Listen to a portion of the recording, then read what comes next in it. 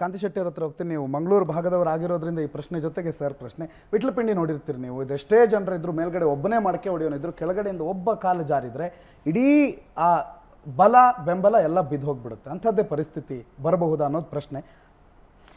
Question ಇದು ಒಲ್ಲದ ಮದುವೆ ಅಂತ ನಾನು ಹೇಳಲ್ಲ. ಟುಕ್ಡೆ ಗ್ಯಾಂಗ್ ಅಂತ ನಾವು ಇಂಡಿಯಾ ಅಲೈನ್ಸನ್ನು ಕೇಳ್ತಾ ಇದ್ವಿ.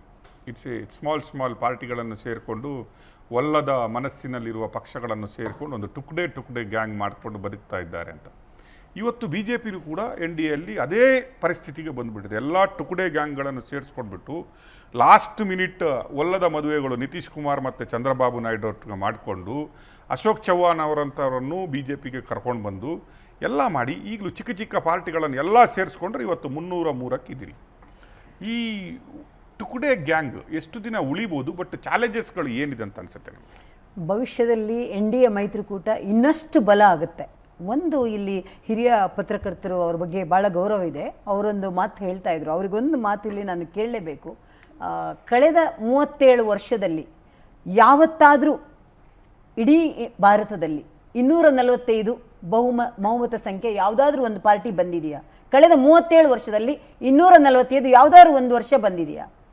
ಯಾಕೆ ಈ ಮಾತು ಕೇಳ್ತಿದ್ದೀನಿ ಅಂದರೆ, ನನ್ನ ಹತ್ರ ಪಟ್ಟಿನೇ ಇದೆ. 1987ನಲ್ಲಿ 197 ಬಂದಿತ್ತು, 1991ನಲ್ಲಿ 244, ಅದು ಹೈಯೆಸ್ಟ್ ನಂಬರ್ ಬಂದಿರೋದು. 1996ಅಲ್ಲಿ 140 ಬಂದಿತ್ತು, 1998ಅಲ್ಲಿ 141 ಬಂತು, 1999ನಲ್ಲಿ 114 ಬಂತು. ಅದಾದಮೇಲೆ 2004ರಲ್ಲಿ 145, 2009ರಲ್ಲಿ 206, 2014ರಲ್ಲಿ ಕಾಂಗ್ರೆಸ್ ಬಂದಿರೋದು 44, 19ರಲ್ಲಿ 52 ಆ್ಯಂಡ್ 2024 99. ಈ ಕಾಂಗ್ರೆಸ್ ಬಂದಿರೋದು. ಕಾಂಗ್ರೆಸ್ 10 ವರ್ಷ ದೇಶ ಆಳಿದ ತಕ್ಷಣ ಅವ್ರಿಗೆ ಬಂದಿರುವಂಥ ನಂಬರ್ 44. ನೀವೆಲ್ಲ ಕಂಡಿದ್ದೀರಾ, ಇದು ನೋಡಿದ್ದೀರಾ ನೀವು. ಅದರ ಜೊತೆಗೆ ಯಾವತ್ತಾದ್ರೂ ನರೇಂದ್ರ ಮೋದಿ ಅವರು BJP ಗೌರ್ಮೆಂಟ್ 303 ಬಂದಿತ್ತು ನಮಗೆ ಕಳೆದ ಬಾರಿ. BJP ಗೌರ್ಮೆಂಟ್ ಅಂತ ನಾವೆಲ್ಲಾದ್ರೂ ಹೇಳಿದೀವಾ? 2014ರಲ್ಲಿ 286 ಬಂದಿತ್ತು, 82. ನಾವೆಲ್ಲೂ BJP ಗವರ್ಮೆಂಟ್ ಅಂತ ಹೇಳಲೇ ಇಲ್ಲ. ನಾನು ಐ ಅಗ್ರಿ. ನೀವು BJP ಗವರ್ಮೆಂಟ್ ಅಂತ ಹೇಳಿಲ್ಲ, NDA ಗವರ್ಮೆಂಟ್ ಅಂತ. ನೀವು ಮೋದಿ ಗವರ್ಮೆಂಟ್ ಅಂತ ಹೇಳ್ತಾ ಇದ್ದೀರಿ. ಮುಗಿಸ್ತೀನಿ. ಮೋದಿ ಅವರು ನಮ್ದು ಖಂಡಿತವಾಗ್ಲೂ ಪ್ರೈಮ್ ಮಿನಿಸ್ಟರ್ ಕ್ಯಾಂಡಿಡೇಟ್, ಅವ್ರು ಹೇಳ್ತೀವಿ. ಎಲ್ಲೂ ನಾವು BJP ಗವರ್ಮೆಂಟ್ ಅಂತ ಹೇಳಲೇ ಇಲ್ಲ. ಒಂದನೇದು. ಎರಡನೇದು, ನಿಮ್ಗೆ ಜ್ಞಾಪಕ ಇರ್ಬೋದು, ಹಿರಿಯ ಪತ್ರಕರ್ತರಿದ್ರೆ ಅಪನಾದಳ ಅಂತ ಒಂದು ಚಿಕ್ಕ ಪಾರ್ಟಿಯವರನ್ನು ನಾವು ಮಿನಿಸ್ಟರ್ ಕೊಟ್ಟು ಇಟ್ಕೊಂಡಿದೀವಿ. ಅವ್ರಿಗೆ ಕೊಡ್ಬೇಕು. ನಾವೀಗ 303 ಇತ್ತು, ನಮ್ಮವರಿಗೆ ಮಾತ್ರ ಮಿನಿಸ್ಟರ್ಗಿರಿ ಕೊಟ್ಟಿದ್ದೀವಾ? ನಮಗೇನು ಯಾರ್ದು ಅವಶ್ಯಕತೆ ಇರಲಿಲ್ಲ. ನಮ್ಮ ಜೊತೆ ಇದ್ದ NDA ಪಾರ್ಟಿಯನ್ನು ಚಿಕ್ಕ ಪ್ರಾದೇಶಿಕ ಪಕ್ಷಗಳನ್ನು ಬೆಳೆಸಿದಂಥ ಪಕ್ಷ, ಅದನ್ನೆಲ್ಲ ಇಡೀ ದೇಶ ಮರ್ತೋಯ್ತಾ? ಇಲ್ಲಿ ಏನಾಯ್ತು ಅಂತ ಹೇಳಿದರೆ, ನಾವು 400 ಬರುತ್ತೆ ಅಂತ ಅಂದಿರೋದು ನಿಜ. ಆದರೆ ಅದು ಕಮ್ಮಿ ಆಯಿತು ಅಂತ ನಮ್ಮ ಕಾರ್ಯಕರ್ತರಿಗೆ ಬೇಸರ ಇರೋದು ನಿಜ. ಆದರೆ ಒಂದು ಮಾತು ಹೇಳ್ತೀನಿ ಕೇಳಿ, ಕಾಂಗ್ರೆಸ್ ಪಕ್ಷ 2014ರಲ್ಲಿ 44, 2019ರಲ್ಲಿ 52, ಈಗ 99. ಅವರು 3 ವರ್ಷ 15 ವರ್ಷದಲ್ಲೂ ಈ ನಂಬರ್ ಬಂದಿಲ್ಲ. ಅಥವಾ ಯಾವತ್ತೂ 2245 ನಂಬರ್ಗೆ 37 ವರ್ಷದಿಂದ ಹೋಗಿಲ್ಲ ಅಂತ ಈ ವಾಹಿನಿ ಮುಖಾಂತರ ಹೇಳ್ತೀನಿ. ಮತ್ತೊಮ್ಮೆ ಹೇಳ್ತೀನಿ, ಯಾಕಂತ ಹೇಳಿದ್ರೆ ಇಷ್ಟು ವರ್ಷ ಸುಭದ್ರ ಸರ್ಕಾರ ಇರಲಿಲ್ವಾ? ಹಾಗಾದ್ರೆ ಇಷ್ಟು ವರ್ಷ ಮಾಡಿರೋದೇನಾಗರೆ? ಯಾಕೆ ಈ ಥರದ್ದೇ ಯೋಚನೆ ಮಾಡ್ತೀರಾ?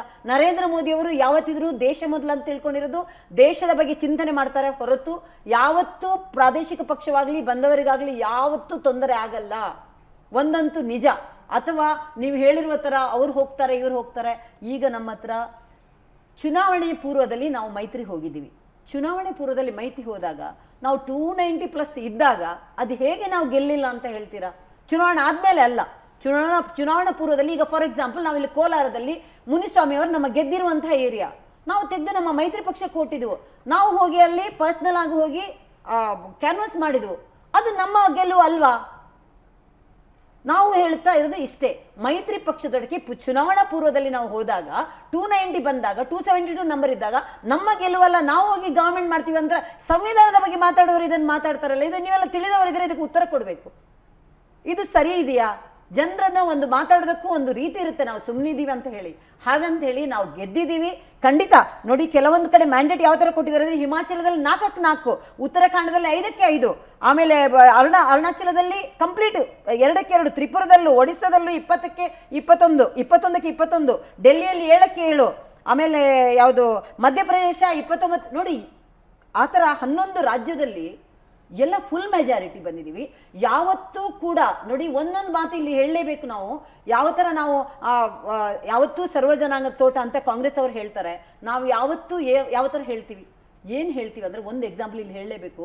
ಉಡುಪಿ ಚಿಕ್ಕಮಗಳೂರು ಮಂಗಳೂರು ಭಾಗ ನಮ್ಮ ಬಿಜೆಪಿಯ ಭದ್ರಕೋಟೆ. ಆದರೆ ಕಾಂಗ್ರೆಸ್ನ ಯಾವುದಾದ್ರು ಒಂದು ನಾಯಕರು, ರಾಹುಲ್ ಗಾಂಧಿ ಆಗಲಿ, ಪ್ರಿಯಾಂಕಾ ಗಾಂಧಿ ಆಗಲಿ, ಅಥವಾ CM ಆಗಲಿ, ಒಂದು ಪ್ರಚಾರಕ್ಕೆ ಅವ್ರು ಹೋಗಿಲ್ಲ. ಯಾಕೆ ಹೇಳಿ ಅವ್ರು ಬರಲ್ಲ ಅಂತ ಗೊತ್ತಿದೆ.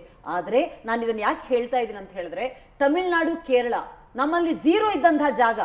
ಅಮಿತ್ ಶಾ ಇರಲಿ, ನರೇಂದ್ರ ಮೋದಿ ಅವರು ಇರಲಿ, ಎಷ್ಟು ಸರಿ ಅಲ್ಲಿ ಪ್ರಚಾರಕ್ಕೆ ಹೋಗಿದ್ದಾರೆ. ಯಾಕಂತ ಹೇಳಿದ್ರೆ ನಾವು ಏನಕ್ಕೆ ಈ ಎಕ್ಸಾಂಪಲ್ ಹೇಳ್ತಾ ಇದ್ದೀನಿ ಅಂದರೆ, ಕಾಂಗ್ರೆಸ್ಸಿಗೂ ಬಿಜೆಪಿಗಿರುವ ವ್ಯತ್ಯಾಸನ ಹೇಳ್ತಾ ಇದ್ದೀನಿ. ಮತ್ತೊಮ್ಮೆ ಇದನ್ನು ನೀವು ಗಮನಿಸಬೇಕು. ನಾವಲ್ಲಿ ಯಾವತ್ತೂ ಬರದೇ ಇರುವಂತದ್ದು. ಸುರೇಶ್ ಗೋಪಿ ಅವರು ತ್ರಿಶೂರಲ್ಲಿ ಅಕೌಂಟ್ ಓಪನ್ ಮಾಡಿದ್ರು. ಅದೇ ತರ ಕೇರಳದಲ್ಲಿ ಇವತ್ತು 19-20 ಜಾಗದಲ್ಲಿ 1 ಲಕ್ಷಕ್ಕಿಂತ ಹೆಚ್ಚು ವೋಟ್ ಬಂದಿರೋ ಜಾಗ ಇದೆ. ಅಲ್ಲಿ ಯಾವುದು ನಮ್ಮ ಏನು ಡೆಪಾಸಿಟೇ ಇಡ್ತಾ ಇರಲಿಲ್ಲ. ಇಂಪ್ರೂವ್ಮೆಂಟ್ ಖಂಡಿತ ಹಾಗೆ ಆಗುತ್ತೆ. ಅಲ್ಲಿ 8,000-8,500 ಎಕ್ಸ್ಟ್ರಾ ವೋಟ್ ಇದ್ದರೆ ನಮ್ಮ ಅಣ್ಣಾಮಲೈಯವರು ವಿನ್ ಆಗ್ತಾ ಇದ್ರು. ನಾವು ಭಾರತೀಯ ಜನತಾ ಪಾರ್ಟಿ 1982 ಅಲ್ಲಿ 2 ಪಕ್ಷ ಬಂದಾಗಲೂ ಕೂಡ ಸಂಭ್ರಮಾಚರಣೆ ಮಾಡಿದೀವಿ. 500 ವೋಟ್ ಜಾಸ್ತಿ ಬಂದಾಗ ಮೆರವಣಿಗೆ ಹೋಗಿದ್ದೀವಿ ನಾವು. ನಮಗೆ ಖುಷಿ ಇದೆ. NDA ಗವರ್ಮೆಂಟ್ ಭವಿಷ್ಯದಲ್ಲಿ NDA ಇನ್ನಷ್ಟು ಬಲಿಷ್ಠವಾಗಲಿದೆ, ಇದರಲ್ಲಿ ಖಂಡಿತ ಸಂಶಯ ಬೇಡ. ಅಲ್ಲ ಸಿದ್ದರಾಜು ಸರ್, ನಾನಿವತ್ತು ನೀವು ಗಮನಿಸಿರ್ಬೋದು ಮೋದಿಜಿಯವರ ಇವತ್ತಿನ ಭಾಷಣವನ್ನು.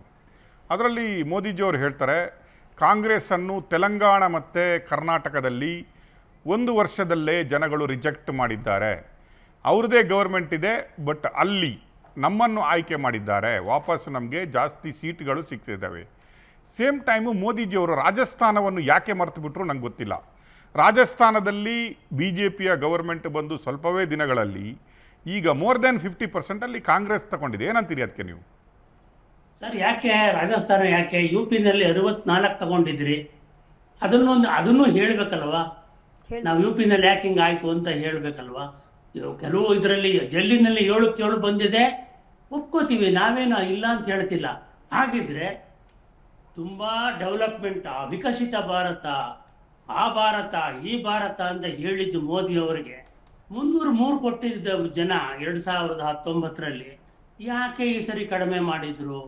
ತುಂಬಾ ಚೆನ್ನಾಗಿ ಕೆಲಸ ಮಾಡಿದ್ಮೇಲೆ ರ್ಯಾಂಕೆ ಕೊಡ್ಬೇಕಲ್ಲ ಸರ್ ಅದು. ಸರ್ ಅದೇ ಸರ್, 206 ಇತ್ತು ಕಾಂಗ್ರೆಸ್ಗೆ, ನೆಕ್ಸ್ಟ್ 44 ಯಾಕಾಯ್ತು? ಅದರ ಬಗ್ಗೆ ಯೋಚನೆ ಮಾಡಿ ಮೇಡಮ್. ಕೇಳಿಸ್ಕೊಳ್ಳಿ ಕಾಂತಿ ಶೆಟ್ಟಿ ಅಲ್ಲ, ಮೇಡಮ್, ಅದನ್ನು ನೀವು ಯೋಚನೆ ಮಾಡಬೇಕು. ನೀವೊಬ್ಬರು ಪತ್ರಕರ್ತರಿದ್ದೀರಾ, ಸಮಾನವಾಗಿ ಮಾತಾಡಿ ಸರ್. ಪತ್ರಕರ್ತರಿದ್ದೀರಾ, ಬಹಳ ಗೌರವದಿಂದ ಕೇಳ್ಕೊತಾ ಇದ್ದೀನಿ. ಒಬ್ಬ ಹುಡುಗ ಫೇಲ್ ಆಗ್ಬಿಟ್ನಂತೆ. ಅವ್ರ ತಂದೆ ಬಂದು ಕೇಳಿದ್ರಂತೆ, ಅವರ ತಾಯಿ ಹೇಳಿದ್ಲಂತೆ, ರೀ ನಿಮ್ ಮಗ ಫೇಲ್ ಆಗಿದ್ದಾನೆ ಅಂತ. ಅದಕ್ಕೆ ಆ ಅಪ್ಪ ಕೇಳಿದ ಪ್ರಶ್ನೆ, ಪಕ್ಕದ ಮನೆ ಹುಡುಗಂಗೆ ಏನಾಯ್ತು ಕೇಳು ಅಂತ. ಅವನು ಫೇಲು ಅಂದ್ರಂತೆ. ನೀವು ಕಾಂಗ್ರೆಸ್ ಬಗ್ಗೆ ಯಾಕೆ ಹೇಳ್ತೀರಾ ಮೇಡಮ್? ಅವ್ರೇನೋ ಮಾಡ್ಕೊಂಡು ಹೋಗ್ಲಿ, ಅವ್ರು ಸರಿಯಾಗಿ ಮಾಡ್ಲಿಲ್ಲ ಅಂತಾನೆ ನಿಮ್ಗೆ ಅಧಿಕಾರ ಕೊಟ್ಟಿದ್ದು. ನೀವು ತುಂಬಾ ಚೆನ್ನಾಗಿ ಮಾಡ್ತೀರಾ, ಈ ದೇಶ ರಕ್ಷಣೆ ಮಾಡ್ತೀರಾ, ಜನರಿಗೆ ಒಳ್ಳೇದು ಮಾಡ್ತೀರಾ, ಈ ರಾಮರಾಜ್ಯದ ಕಲ್ಪನೆನೂ ತಂದಿಟ್ಬಿಟ್ಟು ಎಲ್ಲ ಕಡೆ ರಾಮರಾಜ್ಯ ಆಗದಂತೆ 10 ವರ್ಷ ಕೊಟ್ಟಿದ್ರು ಮೇಡಮ್ ನಿಮ್ಗೆ.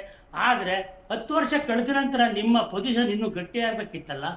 ಇವತ್ತು ಕಾಂಗ್ರೆಸ್ ಪೊಸಿಷನ್ ಗಟ್ಟಿ ಆಗ್ತಾ ಇದೆಯಲ್ಲ, ಅದನ್ನ ನೀವು ಕಂಬಿ ಬಂದಿದೆ ಕಮ್ಮಿ ಅಂದ್ರೆ ನಿಮ್ಮ ಅರ್ಥ ಏನು? ಮೋದಿ ಸೋಲ್ಬೇಕಾಗಿತ್ತು, ಕಾಂಗ್ರೆಸ್ ಅಧಿಕಾರಕ್ಕೆ ಬಂದಿದ್ರೆ ಈ ದೇಶಕ್ಕೆ ಒಳ್ಳೇದಾಗ್ತಿತ್ತು ಅನ್ನೋ ಭಾವನೆನ? ಇಲ್ಲ ಹೇಳಿ ಮೇಡಮ್, ಹಂಗೇನಾರು ಇದ್ರೆ.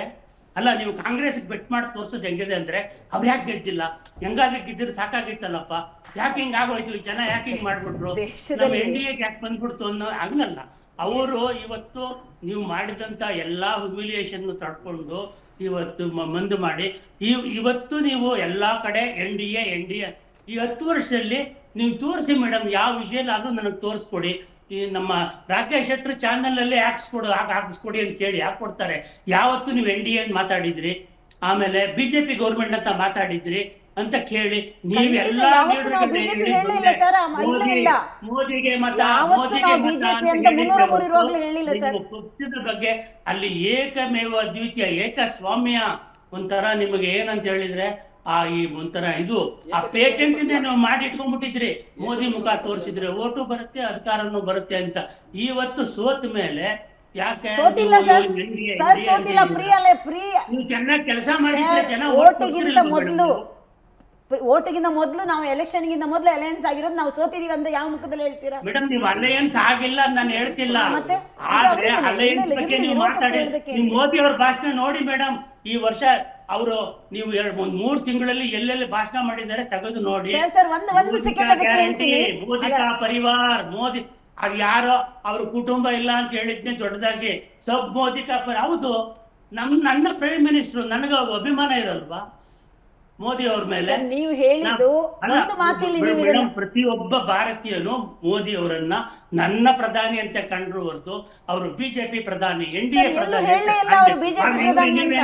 ಇಲ್ಲ, ಅವ್ರು ಮತ್ತೆ ಅದನ್ನ ಹೇಳ್ಬೇಕಿಲ್ಲ. ಎಲ್ಲೂ ಅವರು ಬಿಜೆಪಿ ಪ್ರಧಾನಿ ಅಂತ ಹೇಳಲೇ ಇಲ್ಲ ಸರ್. ಬಿಜೆಪಿ ಹೆಸರು 303 ಇರುವಾಗಲೂ ತಗೊಂಡಿಲ್ಲ ಸರ್ ಅವರು.